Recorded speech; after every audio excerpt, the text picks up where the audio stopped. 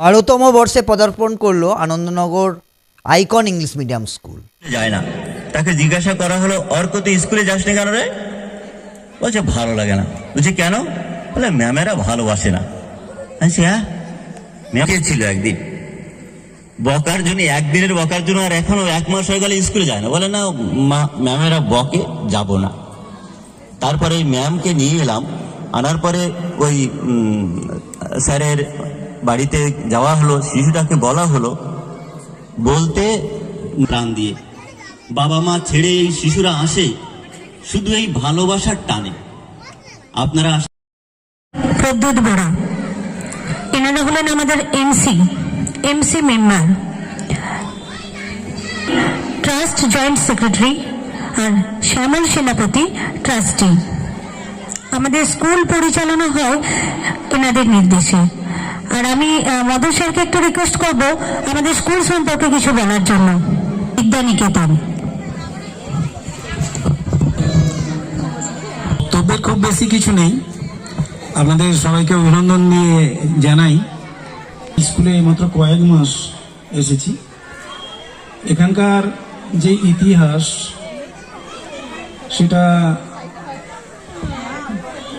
অতীত, সেটা আস্তে আস্তে করে মুছে গিয়ে যেদিন শুরু হয়েছিল 6টি মাত্র ছাত্রছাত্রী নিয়ে, সেইটাকে ম্যানেজিং কমিটি আজকে এই স্তরে নিয়ে এসেছেন।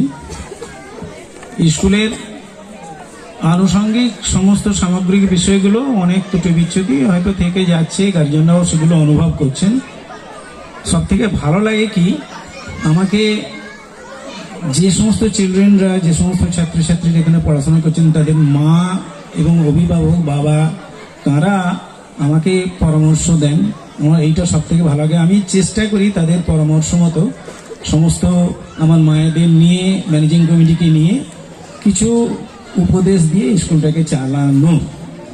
আমার সব থেকে একটা জায়গায় যেটা কষ্ট লাগে, ও অভাব বহু। সব থেকে বড় কথা যেটা, যে মায়েরা যে পরিশ্রম করেন, সেই পরিশ্রমের মূল্যটা সত্যিকারের তারা একেবারেই পায় না।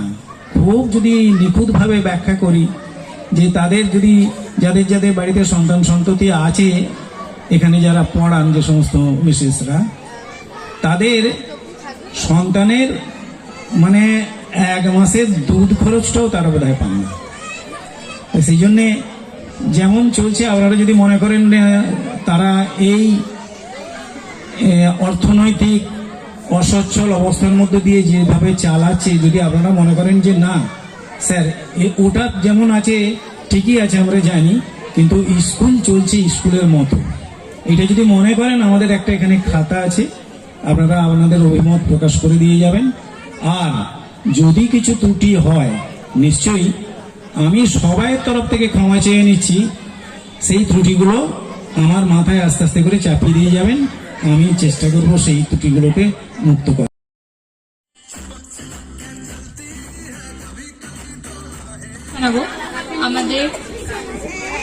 আমাদের মাননীয় অতিথিবর্গকে, তারপরে ধন্যবাদ জানাবো আমাদের গার্জেনদেরকে আর আমার স্টুডেন্টদেরকে স্নেহের।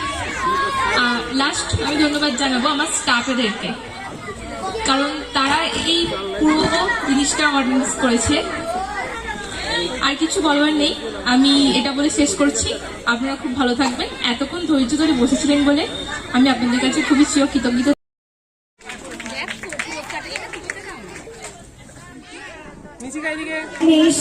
নিট অ্যান্ড ক্লিন সবকিছুর জন্য ওকে দেওয়া হচ্ছে। ক্লাস 5 স্টুডেন্ট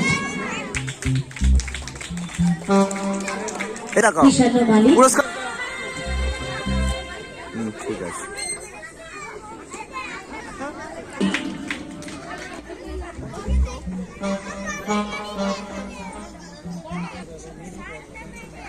এদিকে তাকাও।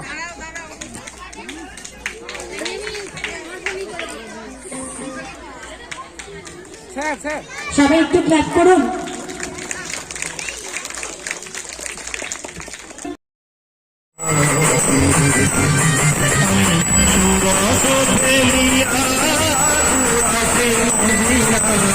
दुआ तो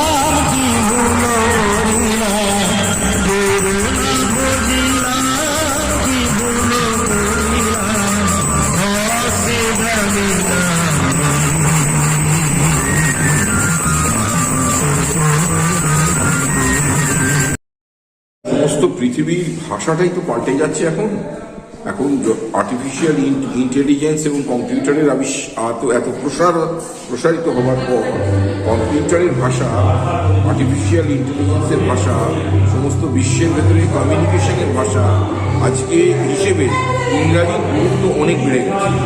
ইংরাজির গুরুত্ব অনেক বেড়ে গেছে বলে ইংরাজি ভাষার স্কুল স্থাপন হওয়া দরকার।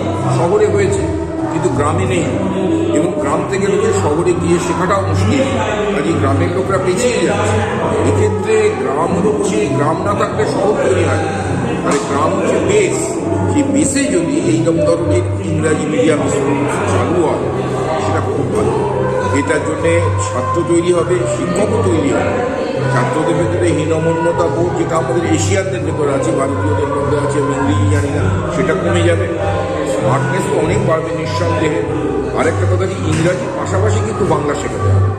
এই দুটো ভাষায় যদি তারা শিক্ষিত হয়ে ওঠে, মানে আপনি বলছেন যে ভালো বাংলা জানলে সে ভালো ইংরেজি বলতে পারবে বা শিখতে পারবে। বাংলা জানার লোককে যদি ইংরাজি শেখানোর চেষ্টা করা যায়, অথবা একেবারে ছোটবেলায় দুটো ভাষাই যদি একসঙ্গে শেখানো যায়, তাহলে বৈজ্ঞানিকেরা বলছে তাদের মস্তিষ্কের যে অবস্থা, সেই মস্তিষ্কের অবস্থার ভেতরে কিন্তু হিপোকালচার থিওরি এক্ষেত্রে উল্লেখ করতে পারি।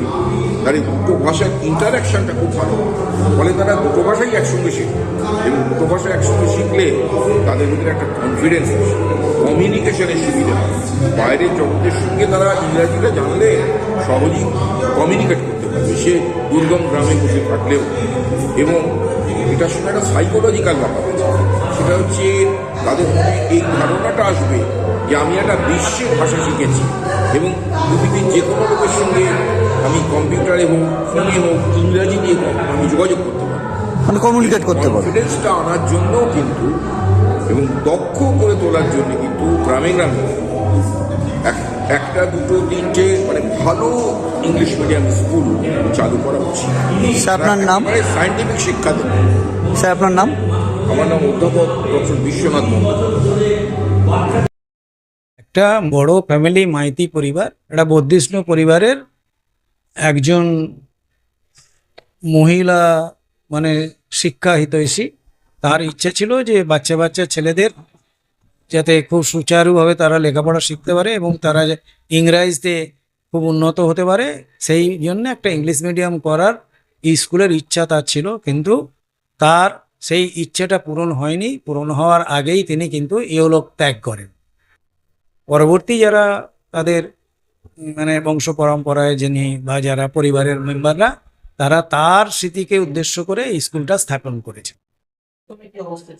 প্রথমে একেবারে যেমন সাধারণত স্কুলের পরিস্থিতি থাকে সেই রকমই ছিল, আস্তে আস্তে করে গড়ে উঠেছে। এবং এখানকার যারা ফাউন্ডার মানে প্রতিষ্ঠাতা বা যারা দাতা বা যারা এই অঞ্চলের কিছু কিছু শিক্ষাহিত ইস্যু মানুষ, তাদের উপদেশে আজকে স্কুল এই পর্যায়ে এসে পৌঁছেছে।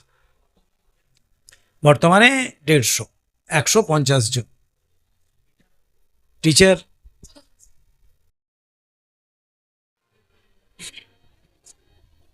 মহিলা উদ্যোগের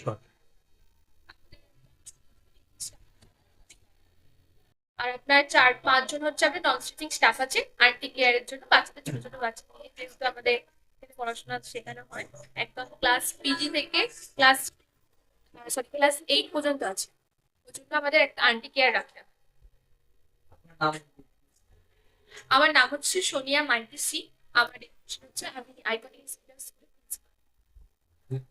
আমি বর্তমানে ডিরেক্টর বোর্ড এবং ম্যানেজিং কমিটির সম্পাদক। আমার নাম শ্রী মদন মোহন মণ্ডল। আমি রিটায়ার্ড হেডমাস্টার একটা স্কুলে।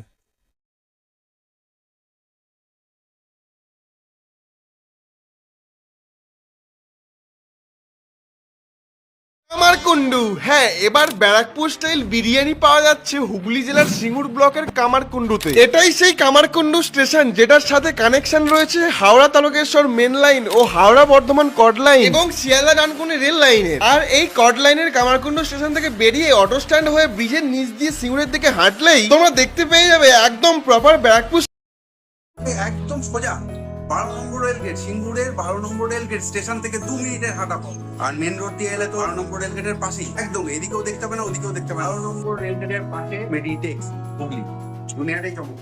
একই ছাদের তলায় সাইকেল, ই স্কুটার, পরিবেশ বান্ধব পকেট সিস্টেম। কি পাচ্ছেন, পেট্রোল ডিজেলের দাম কি চলছে, সুতরাং বাইকে করে ঘোরা লাক্সারিতে পরিণত হয়েছে। আমরা আরএস মেডিটেক্সের তরফ থেকে যেটা চেষ্টা করেছি সেটা হচ্ছে উনি দরিদ্র সবাইকে ই সাইকেলের মজা নিতে পারেন। সাইকেল সবার পকেট ফ্রেন্ডলি স্কুটি, বিভিন্ন রকমের স্কুটি আপনারা দেখতে পাচ্ছেন। হয়ে গেছে মাল্টি ব্র্যান্ড, মাল্টি টাস্কিং। লোকজন একটা জিনিস নিয়ে সন্তুষ্ট থাকছে না, আপনি একটা জায়গায় যাবেন একই জিনিস দেখবেন আপনি বোর হয়ে যাবেন। যেই আসবেন ওনার চয়েস অনুযায়ী, ওনার রেঞ্জ অনুযায়ী সমস্ত প্রোডাক্ট আমাদের কাছে আছে ই রিলেটেড। একদম কুমোরের বুকে এই প্রথমবার ই সাইকেল, ই স্কুটি একই ছাদের তলায়, কোথাও যেতে হবে না, অন্য কোথাও যেতে হবে না। শুধু আমাদের কাছে আসুন আরএস মেডিটেক্স, যারা জেজিও এবং মোটোবোট, যা সম্পূর্ণ দেহ প্রযুক্তিতে তৈরি।